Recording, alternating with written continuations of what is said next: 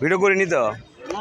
আগামী 8 মে বৃহস্পতিবার ঐতিহাসিক মহাস্থানগড়ে শুরু হতে যাচ্ছে ঐতিহ্যবাহী সবজির মেলা। এখানে সবজির মেলাকে কেন্দ্র করে দেশের বিভিন্ন স্থান থেকে আসেন জটাধারী এবং পাগলেরা। আমরা দেখতে পাচ্ছি একটি জটাধারীকে, একটি সাধু সন্ন্যাসী। এখানে অনেক সাধু সন্ন্যাসীরা আসেন সুলতান বাবার অনুগ্রহ পেতে এবং তাদের মনের আশা পূরণ করতে। মেলার 15 দিন আগে থেকে শুরু হয় সাধু সন্ন্যাসীদের আস্তানা এবং সাধু সন্ন্যাসীদের অবস্থা। হাজার রকমের রং ঢং ধরে এরা আসেন এবং নিজেদেরকে প্রমাণ দেওয়ার চেষ্টা করে। এ যেন এক বিশাল বড় যেমন খুশি তেমন সাজর প্রতিযোগিতা। মহাস্থান মাজার এলাকায় দেখা যাচ্ছে হাজার রকমের জটাধারী এবং সাধু সন্ন্যাসী পাগলদের, যারা সুলতান বাবার ভক্ত এবং তারা আসেন দেশের বিভিন্ন স্থান থেকে এসে এখানে নিজেদেরকে জানান দেওয়ার চেষ্টা করে এবং সুলতান বাবার অনুগ্রহ পাওয়ার জন্য তারা অনেকদিন আগে থেকে এসে এখানে বসে। মেলাকে কেন্দ্র করে চলে প্রকাশ্যে সবজি খাওয়ার কর্মযোগ, যা এখানকার পরিবেশকে এবং মাজারের পবিত্রতাকে নষ্ট করে বলে আমরা মনে করি। এখন আমরা আছি মহাস্থানের সবজি মেলায়। এখানে দেখতে পাচ্ছি আমরা হাজার রকমের সবজি খাওয়ার প্রতিযোগীদের, যারা এখানে আগে থেকে এসে নিজেদের কর্মযোগ্য চালিয়ে যায় এবং কারোর সঙ্গে কথা বলে না। ভিডিও করতে গেলে ভিডিও করতে দেয় না। এখানে আমরা দেখতে পাচ্ছি কিছু মহিলাদের, যারা এই ভক্ত আশেকান হয়ে এখানে এসেছেন দেশের বিভিন্ন স্থান থেকে। মেলায় শুধু সবজিই নয়,